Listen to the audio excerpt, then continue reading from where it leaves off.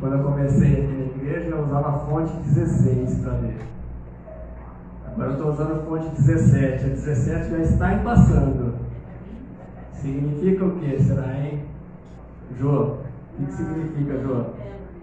Muita experiência, Jô. Significa experiência. É isso. Só isso. Nada mais que isso.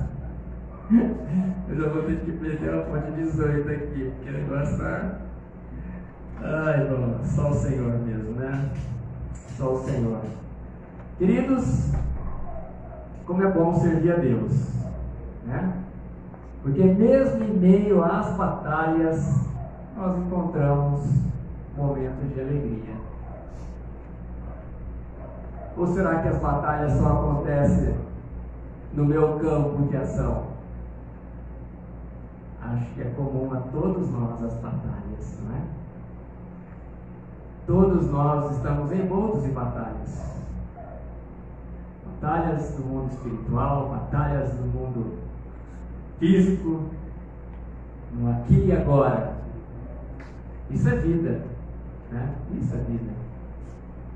Alguns dizem que nós vivemos numa tempestade, em meio a uma tempestade chamada vida, que de vez em quando aparecem algumas bonanças.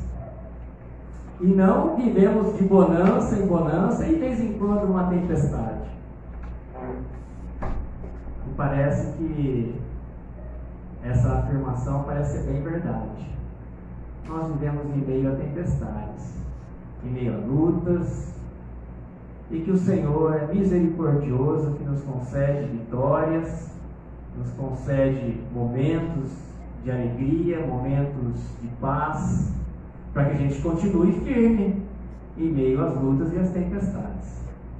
E nessa noite eu quero falar de uma batalha muito particular, que todos nós vivenciamos,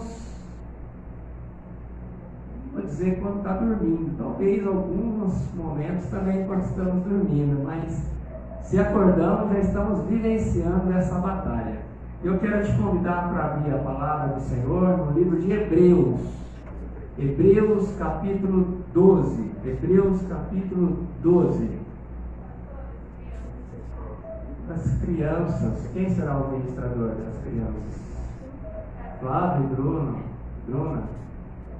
Deus abençoe, Flávio. Bruninha. As crianças com os titios.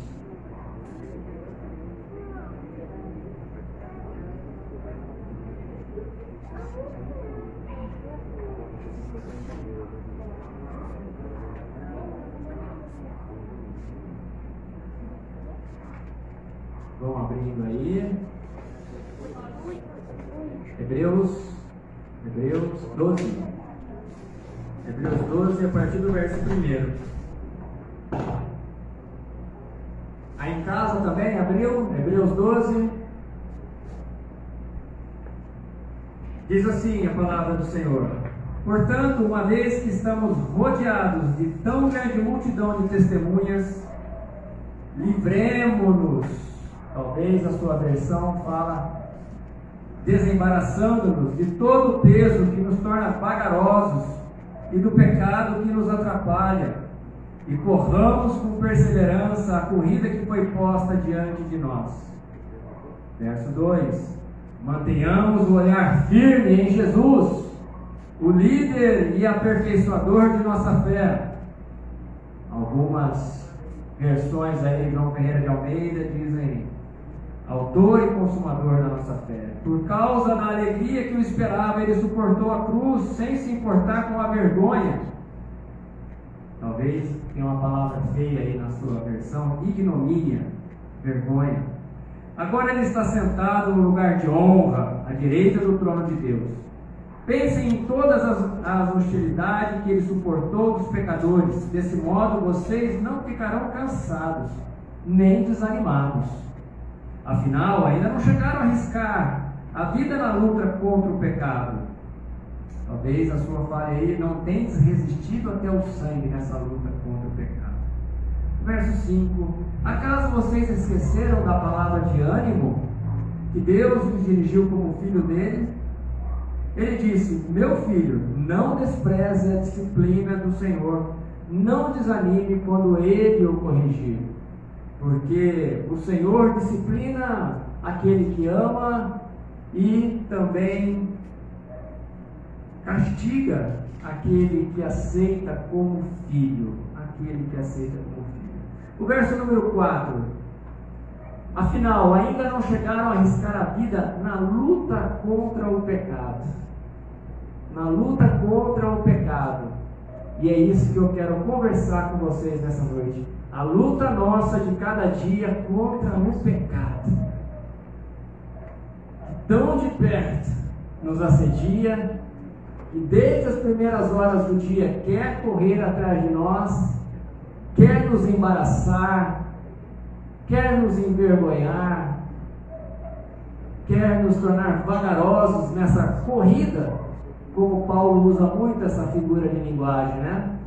Corrida, correr para o prêmio da sua vocação. Paulo usa muito essa linguagem. É bem verdade que no meio evangélico nós falamos muito de uma luta espiritual, não é? Principalmente com base lá em Efésios 6, de 10 a 18, que fala que a nossa luta não é contra a carne e o sangue, mas contra os principados, potestades, dominadores e espíritos maus desse mundo tenebroso. E nós normalmente batalhamos em nível espiritual, não é mesmo? E muitas vezes nós negligenciamos uma luta que é contra um inimigo muito conhecido, que sou eu e é você. Muitas vezes nós estamos atirando no inimigo errado, e por isso que a luta ela se torna mais árdua, mais difícil, porque nós lutamos muitas vezes, a igreja luta contra um inimigo errado, e aí o inimigo acaba levando vantagem nessa luta, acaba levando vantagem. Às vezes o inimigo então não está ao redor, mas está em nós. Nós muitas vezes somos inimigos de nós mesmos. E vamos falar então nessa luta do pecado, vamos falar um pouco sobre o pecado, né? Vamos conhecer um pouquinho da doutrina do pecado. O que é o pecado? O apóstolo João, em 1 João 3,4, diz que o pecado é a transgressão da lei. O pecado é a transgressão da lei. Deus, desde o início, estabeleceu o quê? Leis. Desde o início. Lá do Éden, da criação do homem e da mulher, Deus estabeleceu leis. E a quebra dessa lei é o que nós chamamos de pecado. Então, pecado é a quebra da lei de Deus, a transgressão da lei de Deus. Quando Adão e Eva desobedeceram a ordem clara, né, que nem queria o Arnaldo, a norma, a regra é clara, a ordem foi clara, está lá em Gênesis. Deus deu para Adão e Eva: não comam do fruto da árvore do bem e do mal. O que aconteceu? Eles foram lá e comeram do fruto, desobedeceram a ordem divina, transgrediram a ordem divina, e dessa forma o pecado entrou no mundo. O pecado entrou no mundo, e não somente na vida de Adão e Eva, mas na vida de todos nós. Paulo fala em Romanos 5, 12 e 13, que o pecado entrou no mundo por meio de um homem, Adão. O pecado entrou e trouxe consigo a morte, de tal forma que a morte se espalhou por toda a raça humana, porque todos os homens pecaram. Então Adão foi criado para viver eternamente. Adão e Eva foram criados dessa forma. Mas o pecado trouxe consigo a morte, e a morte se espalhou por toda a raça humana, porque todos nós pecamos. Então, depois de Adão, todos nascem pecadores. Todos nós somos pecadores.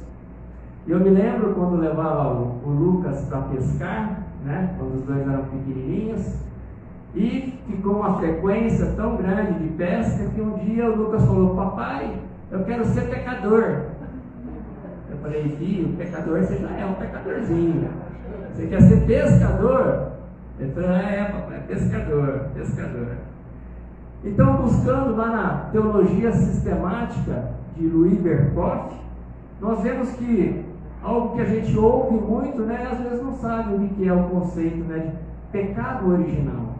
Esse é o pecado original, que vem lá do nosso primeiro irmão biológico, que foi Adão. Ele disse que o pecado original é original porque é derivado da raiz original da raça humana, da raiz interna que todos os pecados concretizados que corrompem a vida do homem. Então é uma coisa interna que já vem conosco, porque está presente na vida de todo e qualquer indivíduo desde a hora do seu nascimento. Desde a hora do seu nascimento. Por isso nós não podemos considerar como resultado de imitação. Porque você já percebeu bebezinhos, crianças pequenas, batendo no rosto do pai, batendo no rosto de alguém que pega, aconchega a criança e a criança vai, ou no rosto de outra criancinha, que às vezes a gente até duvida que a criança fez aquilo. Então não é imitação. A criança não aprendeu com o pai, com a mãe, da capa. Ou outras peripécias que nossos filhos fazem. Então, mas isso nos dá a entender, então, que realmente nós nascemos com o pecado original. E irmãos, se essa foi a batalha de Adão, que não carregava essa natureza pecaminosa, o que falar da nossa? Porque nós carregamos essa natureza pecaminosa. Ele não carregava. Devemos estar muito vigilantes, agora, a pensar que Deus errou. Será que Deus criou Adão já pecador? Não, Deus não criou Adão pecador, senão Deus teria criado algo imperfeito. Deus criou Adão perfeito. Tanto é que ele lhe deu uma liberdade de escolha. Como nos dá até hoje liberdade de escolha? E essa liberdade de escolha que estava na constituição original da natureza humana, e foi o que levou Adão então a decidir por comer o fruto da árvore do bem e do mal. Isso que levou. Então Deus colocou um relativo livre-arbítrio no homem, lhe deu essa capacidade. E hoje todos nós, apesar de termos essa natureza pecaminosa, não podemos arvorar de que Deus me fez assim, né? Eu sou assim, então eu sou pecador mesmo, não tenho que me conformar com isso. Não, Deus te fez um ser moral, onde você continua até hoje tendo, você possui razão, você possui uma consciência, e você possui também a liberdade de escolha até hoje. Até hoje. Então você é um ser moralmente responsável. Você sabe muito bem o que você está fazendo. Você tem a plena consciência quando está fazendo alguma coisa correta e quando está fazendo uma coisa errada. Não é mesmo? Estou falando alguma coisa que não esteja de acordo. O que nós perdemos com o pecado, é verdade, é que nós não somos mais capazes de compreender a excelência espiritual. Nós não temos mais condições de nos achegar a Deus por nós mesmos. Isso nós perdemos. Nós não temos mais a condição de entender e de obter as coisas relativas à salvação do homem. Isso nós perdemos com o pecado. O bem supremo nós não conseguimos mais realizar. Não temos mais acesso direto a Deus por causa do pecado. Nós, homens naturais, o homem natural não tem mais acesso a Deus por conta do pecado. Porque Deus é luz, e onde há pecado, quebra e fere a santidade de Deus. Romanos 3:23 diz: porque todos os homens pecaram e destituídos da glória de Deus estão. Todos nós pecamos, estamos apartados, distantes da glória de Deus.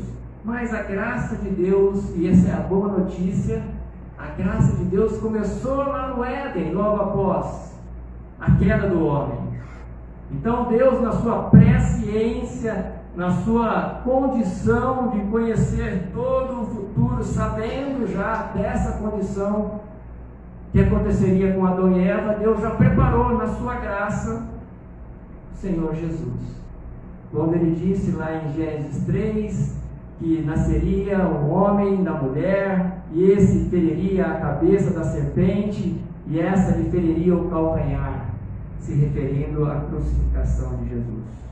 É por isso que Deus tomou a livre iniciativa de enviar seu Filho Jesus Cristo para pagar esse preço dessa condição de pecado, dessa natureza pecaminosa. Somente alguém que fosse justo e sem pecados poderia nos religar, nos reconciliar com Deus o Pai. Somente alguém assim como Jesus Cristo. A transgressão da lei de Deus, que é o pecado, fere a santidade de Deus, e como resposta a isso, a justiça, o juízo e a disciplina de Deus vem em razão disso. Por isso que a justiça de Deus foi satisfeita, porque um justo morreu por mim e por você, Jesus Cristo, o justo. Então o desafio para vencer o pecado é algo que todos nós temos que lidar no dia a dia. É algo que é dentro da nossa natureza pecaminosa, está conosco. Embora o homem com sua humanidade, com essa natureza caída, pecaminosa, nunca conseguiu viver plenamente a lei de Deus, é bem verdade, nós não conseguimos, por mais corretinho que sejamos, não conseguiremos cumprir plenamente a lei de Deus, como nos informa a carta de Romanos. Algo que precisamos compreender é que depois do novo nascimento, nós recebemos uma nova natureza em Cristo Jesus, mas a velha natureza continua conosco. A velha natureza, nós ainda continuamos pecadores, porque a velha natureza permanece em nós. Mesmo Paulo disse que, mesmo nós sendo pecadores, Deus morreu em nosso lugar. Mesmo sendo pecadores, quer dizer, mesmo com o novo nascimento, nós continuamos pecadores, porque essa antiga natureza ainda está conosco, mas a nova natureza nos empodera para vencer a velha natureza. E essa é uma boa notícia para mim e para você. É possível vencer essa batalha. É possível vencer essa batalha.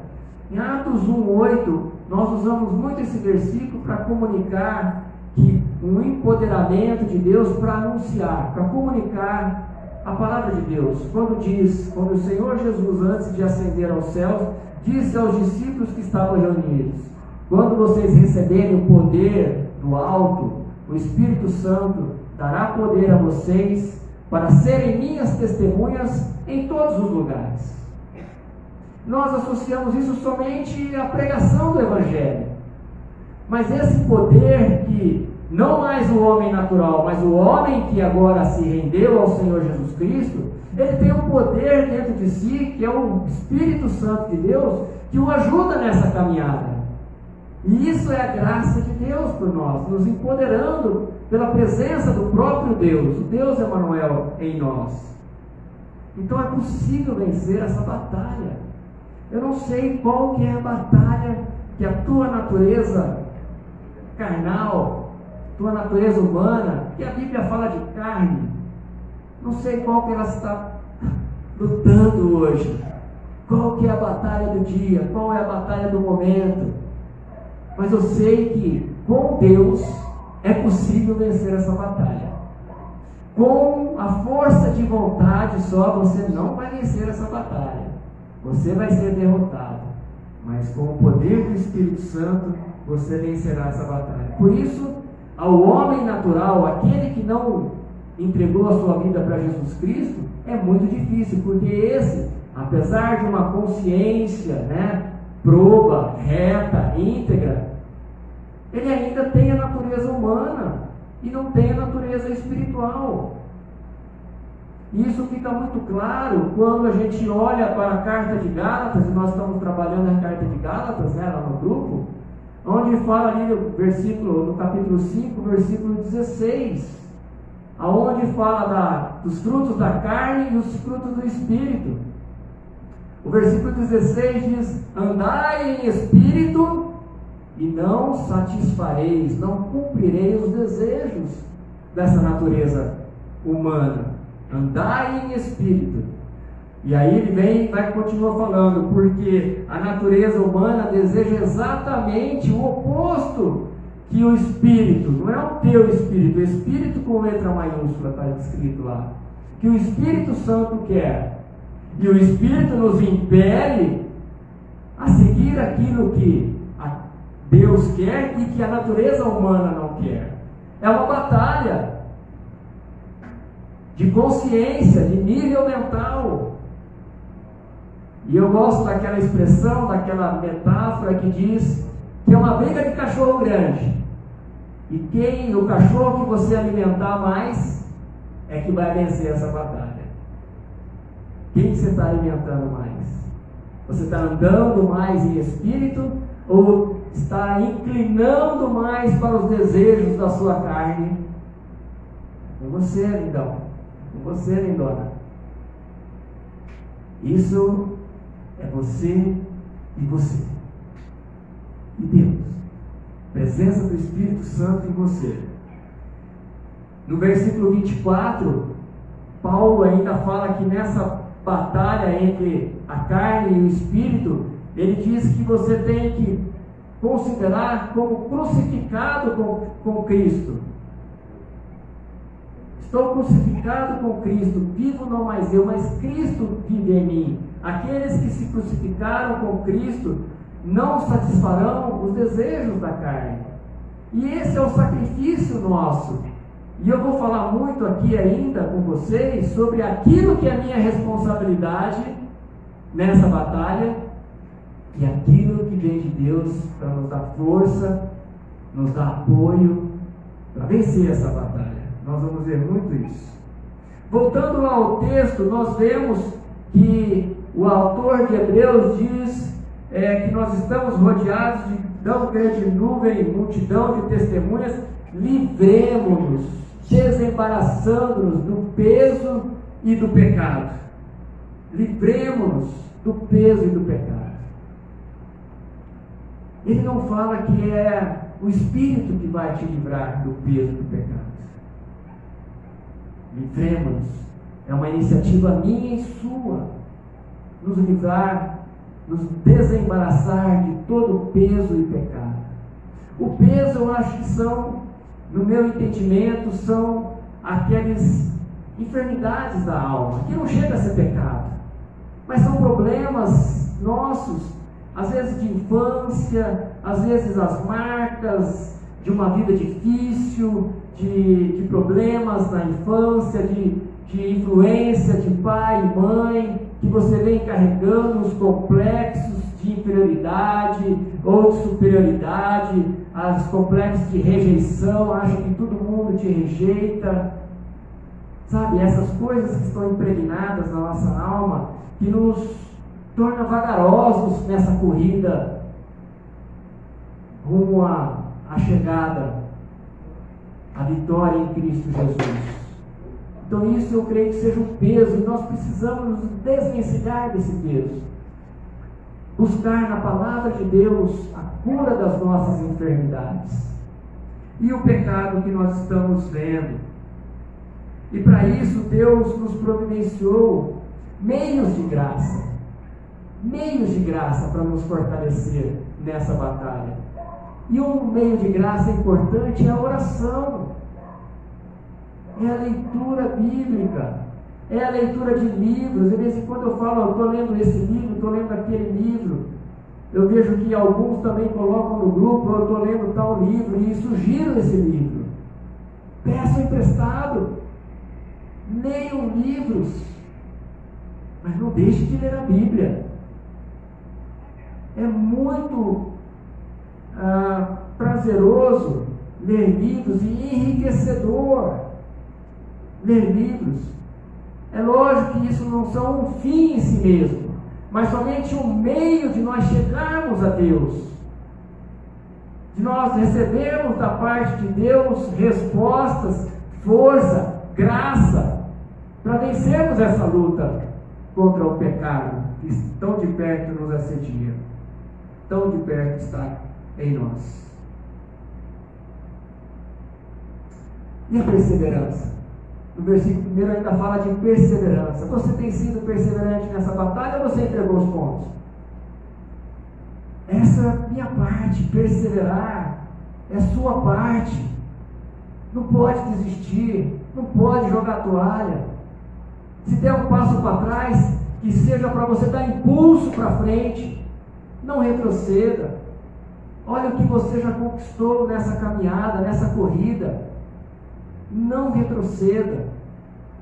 Ainda que a batalha esteja árda, ainda que você tenha sido atingido pela sua natureza, pelo nosso inimigo, não retroceda, não pare, continua na corrida. Se caiu, já cai para frente, porque você já está alguns metros para frente, não cai para trás, cai para frente, cai para frente, sabe? Aí você pode me dizer, nossa gente, mas tem tanta gente, líder, pastor, que peca. Para que eu tenho que ir à igreja ainda? Tem tantos maus exemplos. E tem mesmo. Infelizmente tem mesmo.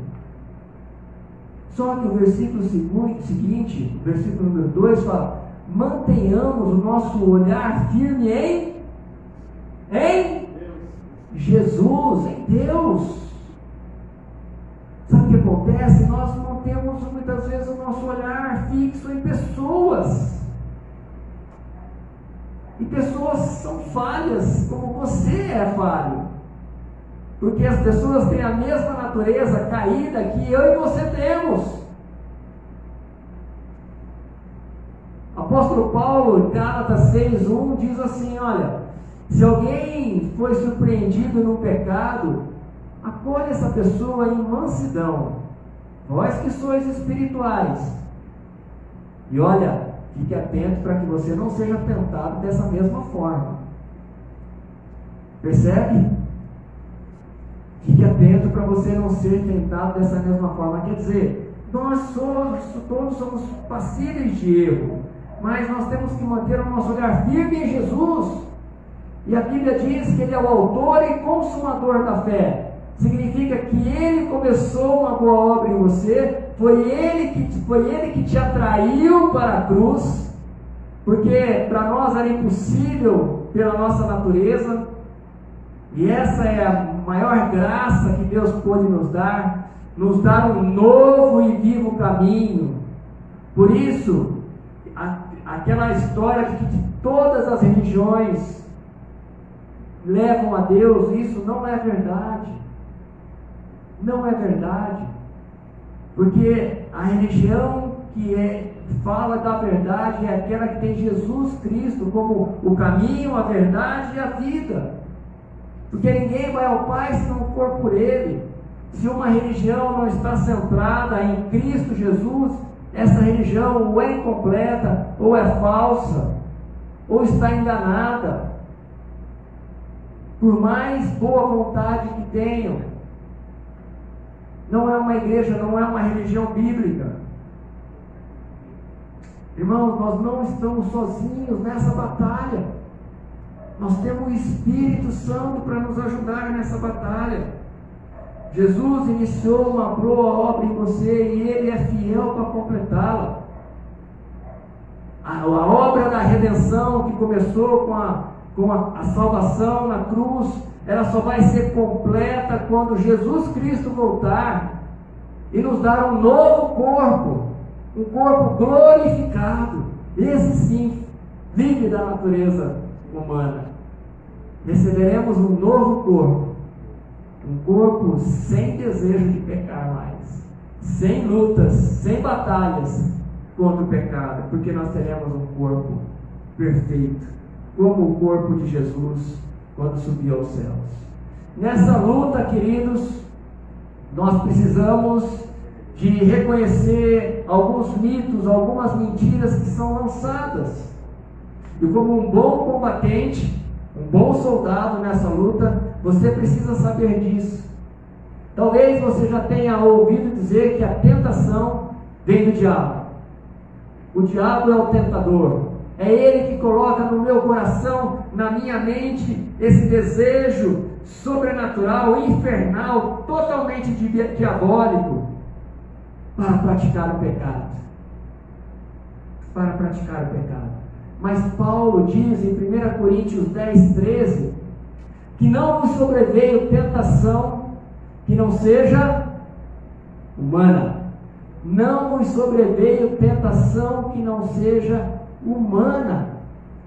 Portanto, não há nada sobrenatural na tentação. A tentação é humana. Tiago ainda nos diz, o apóstolo Tiago nos diz na sua carta, que nós somos tentados quando atraídos pelo nosso próprio desejo. Nós somos tentados quando atraídos pelo nosso próprio desejo. Então a tentação é humana, está dentro de nós. Ela não é sobrenatural, ela é natural, está ligado ao próprio desejo do homem e mulher, né? Quando eu falo homem e mulher, é verdade. Se a Bíblia chama Satanás de tentador, não é assim que a Bíblia chama Satanás de tentador? Ele não pode ser responsabilizado no sentido de colocar dentro de nós a tentação. Ele não coloca a tentação dentro de nós. O que ele faz é trabalhar do lado de fora. É uma provocação externa que aproveita uma fraqueza interna, um desejo interno, e aí o pecado é consumido, é praticado, é consumado, melhor. O pecado é consumado. Então ele trabalha do lado de fora. Eu estou lendo um livro nesse momento, e esses dias eu li, que achei bem pertinente, eu trouxe esse exemplo para vocês. O autor é o C.S. Lewis, o mesmo autor das Crônicas de Nárnia. Existe um livro chamado Cartas de um Diabo ao Seu Aprendiz. Cartas de um Diabo ao Seu Aprendiz. São cartas curtas de 3, 4 páginas, onde o Lewis, ele fala como se fosse um diabo mentoreando um aprendiz do diabo. Então conta situações muito cotidianas e na qual o diabo aprendiz está tratando com o seu paciente, assim que ele chama. Então ele diz assim, que no diálogo ali, né, é engraçado como os mortais nos acusam de enfiar ideias na cabeça deles. É engraçado isso, porque o nosso principal trabalho é manter as ideias fora da cabeça deles. Perceberam? É engraçado como os mortais nos acusam de enfiar informações, ideias na cabeça deles, enquanto o nosso trabalho principal, o nosso trabalho mais importante é manter as coisas fora da cabeça dele.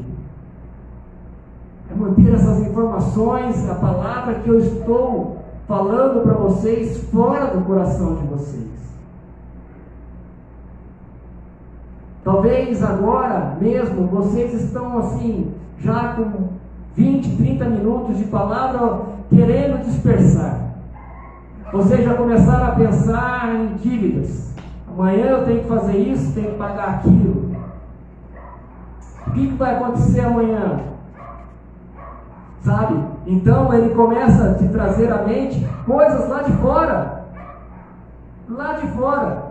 E aproveita uma distração sua para fazer com que você perca a palavra que o pregador está te passando nessa noite. Fica comigo. Não disperse, não distraia, irmãos. Sabe? E nesse engano que ele evita que coloque dentro da sua cabeça. E aí, um dos exageros que eu acho na batalha espiritual é começar a tirar e falar: eu repreendo o espírito de adultério, eu repreendo o espírito de mentira, quando o desejo está aqui dentro do adultério. A mentira, o desejo de mentir está aqui dentro. Eu estou dando tiro no diabo errado. Eu estou errado, equivocado nessa batalha. O desejo está aqui dentro, a fraqueza está aqui dentro, e eu estou atirando no capiroto. Ele não pode ser responsabilizado por tudo. Será que você está brigando com o inimigo errado? Logo depois de Paulo dizer que a tentação é humana, na sequência ele diz que Deus proverá o livramento. É mais um sinal de graça. 1 Coríntios 10:13 diz, mas ele fala, que não vos sobreveio tentação que não fosse humana. Em seguida ele fala: mas Deus é fiel e proverá o livramento. Deus proverá, não permitirá que você seja tentado além do que você possa resistir.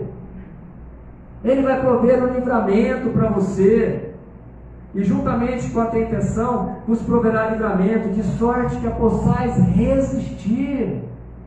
É a graça de Deus. Portanto, a tentação não deve ser adjetivada como sobrenatural. Sobrenatural é o livramento de Deus. Esse é sobrenatural, porque é da parte de Deus.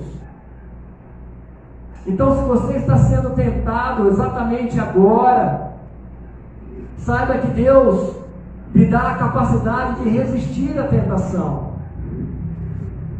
Ele vai te dar o livramento para você resistir, para que você possa resistir, suportar, seja qual for a tentação. Isso é Deus está falando, é promessa de Deus. Se você está tentado, leia 1 Coríntios 10:13, memorize esse versículo. E quando a tentação vier, está dizendo, você afirma isso no seu coração e na sua mente: Deus, o Senhor é fiel, e não vai deixar que eu seja tentado além do que eu possa suportar. Pelo contrário, antes o Senhor me dará livramento, para que eu possa resistir e permanecer fiel ao meu esposo, à minha esposa, à minha família, à minha igreja, ao meu patrão. Irmãos, então, se há algo sobrenatural, não é a tentação, é o livramento de Deus. E aqui nós precisamos entender alguns aspectos da graça de Deus. Continua firme comigo aqui. Vamos entender mais alguns aspectos da natureza da graça de Deus. A graça, irmãos, não removeu apenas os pecados cometidos anteriormente. Quando nós entregamos as nossas vidas ao senhorio, nós nos rendemos ao senhorio de Jesus Cristo, é verdade que a culpa dos pecados foram perdoados. Mas a graça não é aplicada só nesse fato. A graça continua conosco, nos acompanhando. Isso está claro em Romanos 8:1, onde diz que não há mais condenação para aqueles que estão em Cristo Jesus. Então, a graça não se limita só aos nossos pecados passados, mas aos futuros também. Ela não se limita apenas a nos livrar da condenação dos pecados. A graça também nos livra do poder do pecado. Então hoje, se você tem o Espírito Santo de Deus, você está liberto do poder do pecado. Ele não te escraviza mais. Você que é maduro em Cristo Jesus, você eventualmente peca, porque ainda é da nossa natureza, mas é uma eventualidade, é um acidente de percurso. Não pode ser mais a nossa prática como antigamente, quando éramos escravos do pecado, escravos de pensamentos lascivos, pensamentos de imoralidades, pensamentos de tirar vantagem em tudo, pensamentos de de corrupção, pensamentos de dar balão nesse, dar balão naquele. Nós não somos mais escravos desses pensamentos, porque a graça de Deus está conosco. Quando Paulo fala aos romanos que o pecado não terá mais domínio sobre nós, e é isso que eu quero dizer, ele não tem mais domínio sobre nós, ele está nos falando de já vencer o pecado já cometido, no sentido de ser perdoado e justificado. Mas ele está falando de agora a capacidade que nós temos em Cristo de dizer não ao pecado. Nós temos essa capacidade de dizer não ao pecado, por causa do Espírito Santo de Deus que está em mim e está em você. E é aqui que a graça se manifesta e revela a sua força. Muitas vezes falamos da graça para levantar uma pessoa que tropeçou, e isso é verdade. Continue falando, continue usando da graça. Se você nessa eventualidade tropeçou, vai buscar no Senhor Jesus a graça do perdão, humilhe-se, diga: Senhor, eu estou arrependido. A graça vai se manifestar. Mas também, queridos, a graça se manifesta para que você não peque. A graça é o livramento de Deus para que a gente não peque, nós que estamos em Cristo Jesus. Você já tinha ouvido isso? De contar com a graça de Deus nessa batalha contra a sua natureza? Ou você só estava vivendo de força de vontade em força de vontade? E aí, na força de vontade, você conseguia, mas de repente, pá, vinha lá o pecado. E você ficava com aquele remorso, mas, ó Senhor, ó Deus. Vamos começar a partir de hoje a buscar a graça de Deus para nos livrar do pecado. Hebreus 4, versículo 16, ele encerra dizendo o capítulo: acheguemo-nos, portanto, confiadamente junto ao trono de graça, a fim de recebermos misericórdia e acharmos graça para socorro oportuno. O que é socorro oportuno? Se você está envolto a uma batalha, a sendo tentado, esse é o tempo oportuno. Antes que se concretize o pecado, esse é o socorro, esse é o tempo oportuno de você se achegar. E aí está a minha e a tua responsabilidade de nos achegarmos ao trono de graça. Não esperar que o trono venha até mim, porque a palavra diz: achegai-vos ao trono de graça. É a minha e a tua responsabilidade de se achegar ao trono de graça. Muitos cristãos, muitos crentes acham que o trono de graça é obrigado a vir até ele, e tratam Deus como um severino, um faz tudo. Tratam a graça de Deus como uma graça barata. Como diz o escritor Dietrich Bonhoeffer no seu livro A Graça Preciosa, ele diz que a graça barata é a pior inimiga da igreja hoje, porque muitos estão tratando a graça, que na verdade foi cara, não foi de nada de graça, foi o sangue de um inocente, o Senhor Jesus, ser crucificado naquela cruz. Por isso é um altíssimo custo ele pagou por mim e por você naquela cruz. Então é uma graça caríssima. O pastor Luciano Subirá diz que essa graça barata é uma verdadeira desgraça na vida da igreja, daqueles que entendem que o trono da graça é que tem que se achegar à pessoa. Essa é a minha parte, a minha responsabilidade de me achegar ao trono de graça. E aqueles que se achegam confiadamente ao trono recebem misericórdia, recebem socorro em tempo oportuno. Eu não sei qual é o tempo que você está vivendo. Talvez está na iminência do seu deslize, da prática do seu pecado. Esse é o tempo oportuno para você se achegar agora. O seminarista Tiago Bezerra disse há 2 domingos aqui, que eu não vim, mas eu assisti em casa. Ele diz que é melhor confessar fraqueza do que confessar pecado. A confissão é um meio de graça de Deus. Você chegar e falar: olha, pastor, olha, quem você sentir confiança, você chega e fala: tá difícil a luta, cara, tá difícil, eu estou no cisco de fazer uma besteira, o que eu faço? Confissão de fraqueza, meio de graça.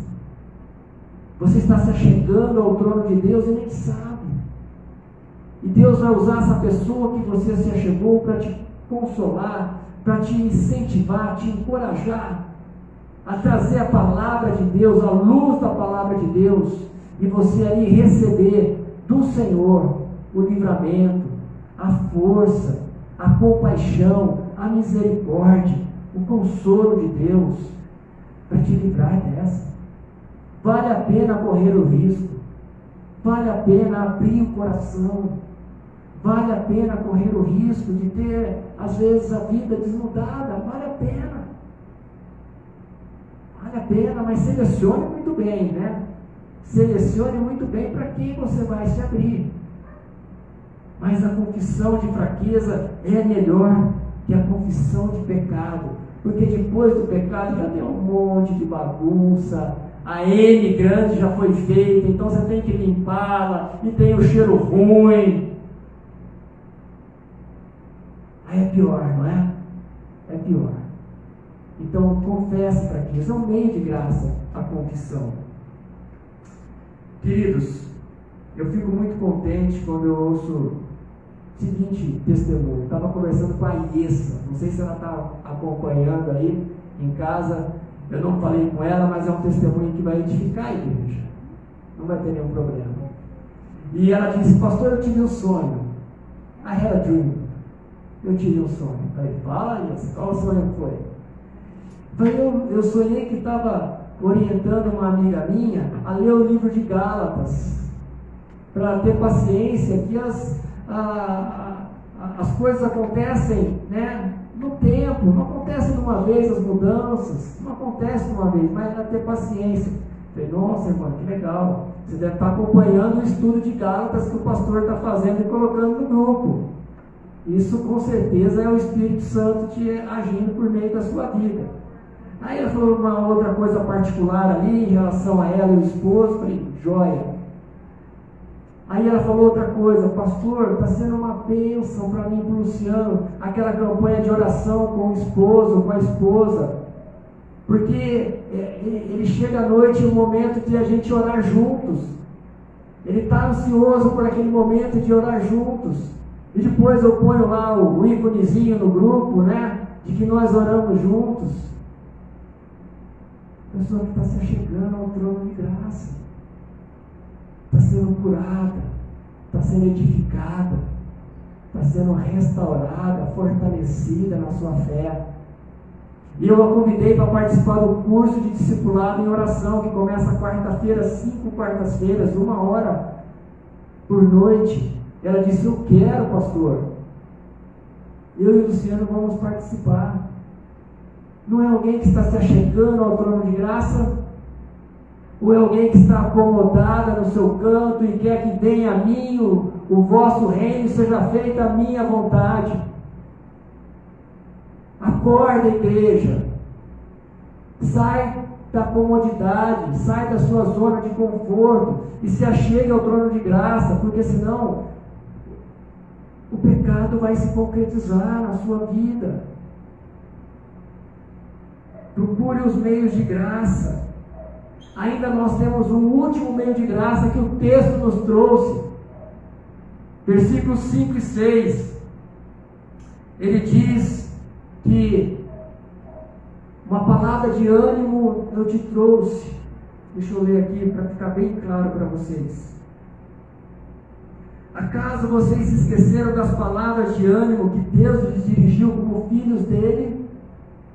Ele disse: meu filho, não desprezes a disciplina e nem desanime com a correção, Porque o pai disciplina aquele que ama e castiga aquele que ele aceita como filho. Então, o meio de graça que eu entendo ainda da parte do Senhor é a sua disciplina. É a sua disciplina.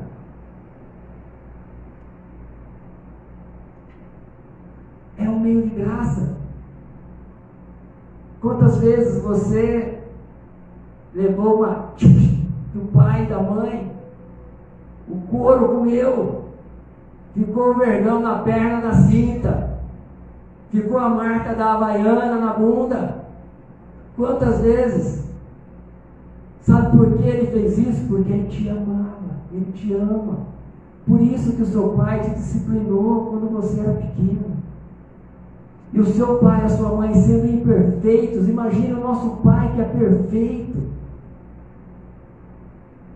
Então, queridão, queridona, se você está passando por um vale, por um deserto, por uma provação, presta atenção. Será que não é disciplina do Senhor na sua vida? Será que Deus não está derramando da sua disciplina e você está desprezando a disciplina do Senhor? Está deixando passar esse momento de disciplina? E a disciplina do Senhor não é para a morte, é uma tristeza momentânea que em breve vai transformar em bênção na sua vida. Você vai se tornar uma melhor pessoa, um melhor pai, um melhor marido, uma melhor esposa, uma melhor mãe, um melhor servo de Deus. Você vai dar um testemunho edificante no seu trabalho, na sua igreja. Aceite a disciplina do Senhor, reconheça, seja humilde e reconheça quando Deus está te disciplinando, porque isso é um meio de graça também. É um meio de graça a sua disciplina, graças a Deus, porque se Ele está te disciplinando é porque Ele te ama. Ele o tem como filho e como filha. Dê glórias a Deus por isso.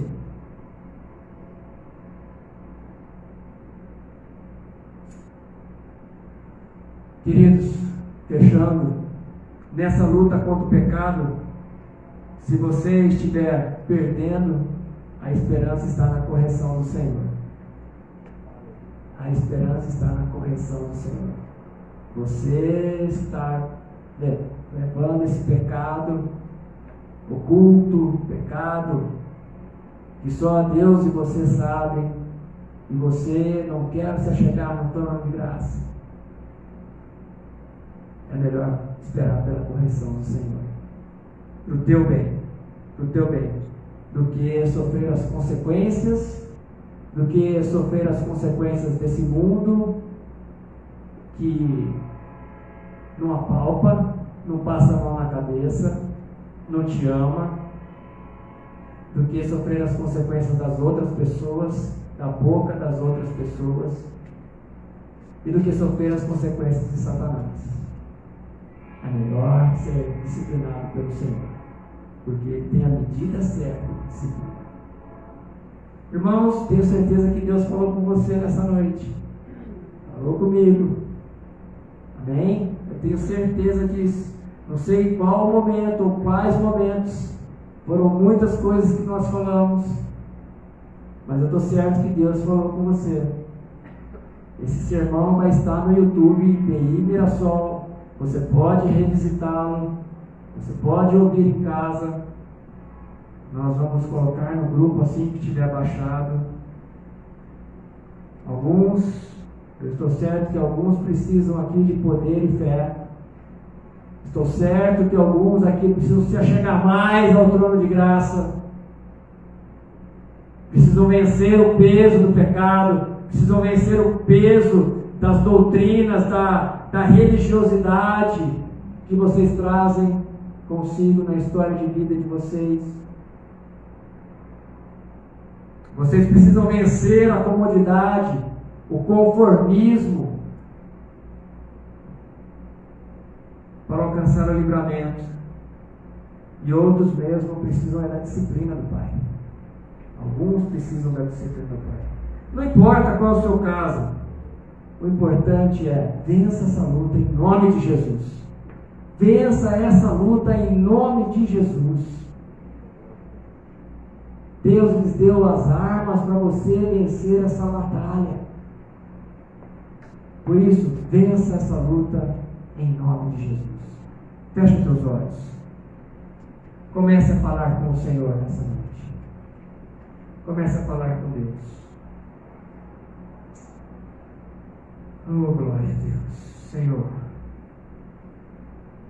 eu sei que há uma corrida e só com perseverança, Senhor. E perseverança significa não desanimar, não sucumbir, não jogar a toalha, não ficar pelo meio do caminho, não desistir. Eu não posso tirar os olhos do Senhor. Eu preciso manter meus olhos fixos no Senhor, como aquela faixa na linha de chegada, escrito chegada.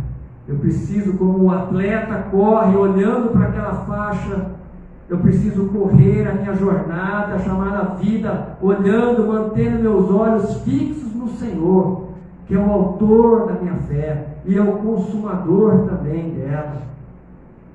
Obrigado, Senhor. Obrigado porque o Teu Espírito Santo está sendo derramado aqui nessa noite, está derramando a Sua graça sobre nós e nos dando forças para lutar. Obrigado, Senhor, porque Ele está falando à minha mente o que é errado e que nos constrange a abandonar a prática dos pecados habituais. Obrigado, Espírito Santo. Obrigado. Eu quero andar em Espírito. Eu quero andar em Espírito. Eu quero que as inclinações do meu dia a dia, da minha vida, sejam inclinações para o Espírito Santo de Deus. Eu quero ser guiado pelo Espírito Santo de Deus. Eu quero crucificar a minha carne com as suas paixões e desejos. Eu quero me considerar morto para o pecado, mas vivo para Deus. Sim, Senhor, eu quero me considerar morto para o pecado. Me ajuda, Espírito Santo de Deus, nessa jornada. Me ajuda, Espírito Santo. Ajuda essa igreja. Ajuda as pessoas que estão assistindo, Senhor. Ajuda aquelas que vão assistir ainda esse sermão, Pai. Fortalece, muda a história da vida delas, Senhor, para a glória do Teu nome. Porque o Senhor ama, Pai. O Senhor ama todos que o Senhor trouxe aqui nesta noite para ouvir essa palavra. E eu te louvo por isso, Senhor. Em nome do Senhor Jesus Cristo. Amém. Amém. Vença essa luta, queridos. Não é fácil, mas é possível. Amém? Vença em nome de Jesus. Vamos ficar de pé.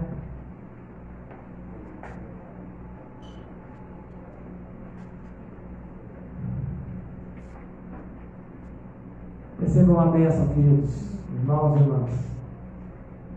Que a graça do Senhor Jesus Cristo, que está disponível para todos aqueles que se achegarem ao trono da graça, que o grande amor do Pai, esse amor que disciplina, que corrige a todos aqueles que Ele chama de filho, todos aqueles que Ele ama, e a força, a companhia, a presença desse Espírito Santo te fortalecendo, te dando poder para ser testemunha, um bom testemunho de Cristo Jesus, onde quer que a planta dos teus pés pise.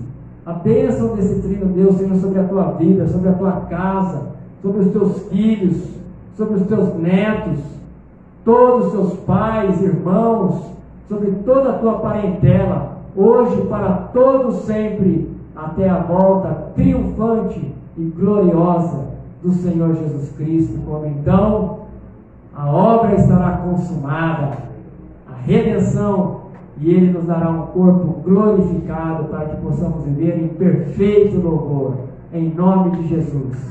Deus abençoe, irmãos e irmãs, uma boa semana de vitória.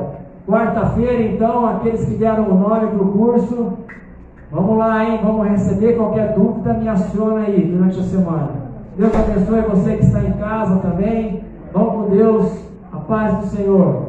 Deus abençoe a todos vocês.